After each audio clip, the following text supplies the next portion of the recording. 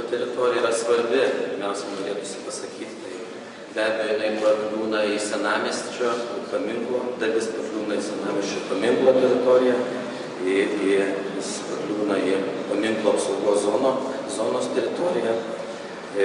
Minėjo, kaip pranešėjai kalbėjo, tai teritorija yra šalia upės, apie jos panaudojimo galimybės. Teritorija turi svarbią reprezentacinę prasmę miesto senamiesčio vartai ir čia atvyksta didžiausi mieste ir turistų svečių srautai. Planuojama teritorija taip pat apima ir čia jau aptarta ir minėta transporto svarbų žiedą.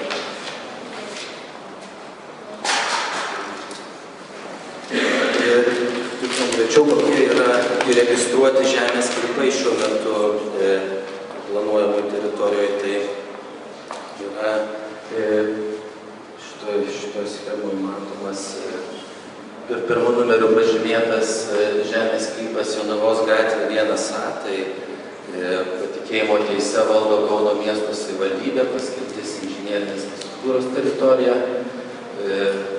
Žemės sklypas antrų numerių pažymėtas yra Jonavos gatvė 3.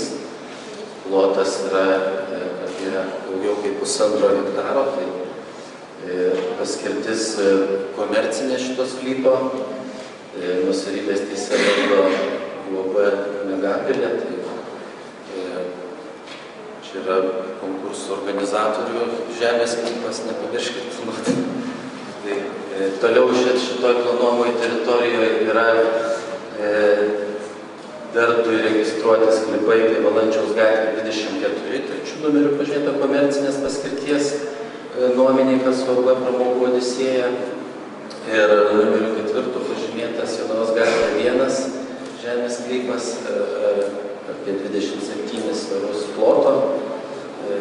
Paskirtis komercinė, nuomininkai UAB Pramogų Odisėja, UAB Kauno Švara.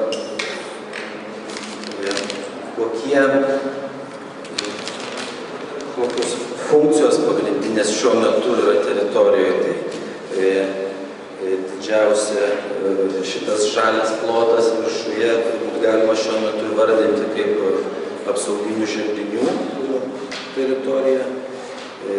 Kaip anksčiau rodytume bendrajam plane yra numatyta tai žalioji jungtis, kuri jungtų Santakos parką, senamiesčio vakarinę dalį su kitomis miesto dalimis, dviračių, pėsčiųjų takais ir kitais rekreaciniais plotais. Toliau raudona spalva pažymėta komercinės paskirties teritorija, kuri, galima sakyti, neefektingai išnaudojama. Ir čia yra prekybos centras, kelios administracinės patalpos, kavinė, restoranas, su poilsio patalpom. Didžioji dalis tos planuojamos teritorijos yra infrastruktūros paskirties, tai šiaurinėje dalyje transporto mazgas ir čia gerai matosi, kaip miesto pačioje širdy šalia Kauno pilies yra infrastruktūros paskirties teritorija, va šitą pilką visą didelį, turbūt galėtų atsirasti kitos funkcijos. Tai tokia išvada galbūt galima padaryti, kad tikrai teritorija neefektyviai išnaudojama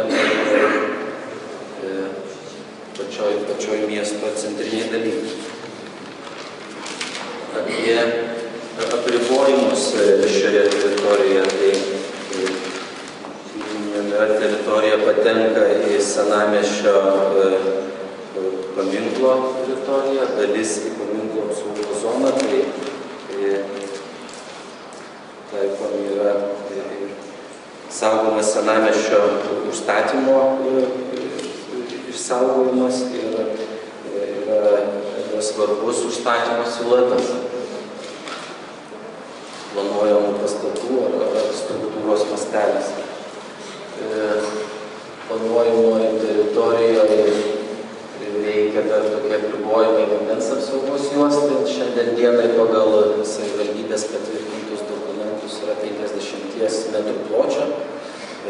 Teritorijų planavimo dokumentais jinai gali būti mažinama ar keistis, tikslinama.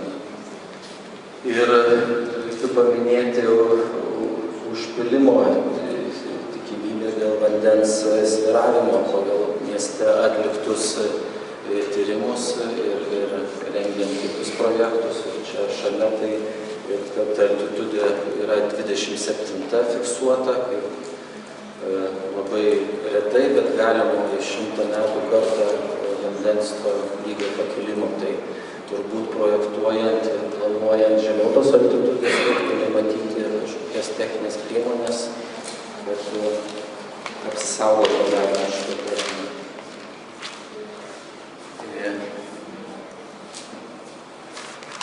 Apie transportą, tą mazgą kalbėjo kiti pranešėjai, tai gal tik būtų pasakyti, kad tai yra vienas pagrindinių šitoje teritorijoje įvažiavimų į senamiestį šiauriniai pusiai. Tai aišku, Neries krantinės ir Šventos Gertrūdos gatvėmis patenkama į Rotušės aikštę ir kartu vykdant ir žiedo rekonstrukciją, turėtų būti sprendžiami ir senamiesčio įvažiavimo, išvažiavimo gerinimo sąlygos. Apie pėsčiųjų srautus yra šiauriniai dalyje prie žiedo mes turime dvi viešojo transporto stoteles, kur turbūt mieste yra vienas didžiausių viešojo transporto keliaujančių keleivių srautas. Tai tokį kaip turim tašką A1, kur atvyksta didžioji dalis į senamiestį žmonių. Turime pietinėje pusėje Valančiaus gatvę, kuri jungia su Vilniaus gatve. Turime Santakos parko prieigas ir be abejo Neries krantinė būsima dviračių pėsčiųjų takais. Tai teritorijoje be abejo norėtųsi paminėti, kad yra daug sprendžiamų klausimų dėl pėsčiųjų pagrindinių jungčių ir traukos taškų sujungimų. Dėl viešojo transporto persėdimo stotelės, čia pietiniai daly sklype pažymėtos, tai šiuo metu tenais yra veikianti ir kiek teko girdėti savivaldybės transporto skyriaus darbuotojų nuomonę, kad aš taip manau, kad šitoj teritorijoje reiktų rasti vietą ir palikti kažkur tai, aišku, ne tokio dydžio teritorija, tokio dydžio poreikio nėra, kad tas viešojo transporto maršruto optimizavimo ta vieta yra reikalinga šioje teritorijoje. Ir keletą žodžių dar galima pasakyti apie inžinerinius tinklus, tai jų čia yra gatvėse tikrai nemažai, bet turbūt dėl didžiausių ar investicijų, ar turbūt reikalautų dujotiekio vidutinio slėgio trasa, kur yra 525 mm diametro. Tai trumpai tiek, ta teritorija. Ačiū, sėkmės darbe visi.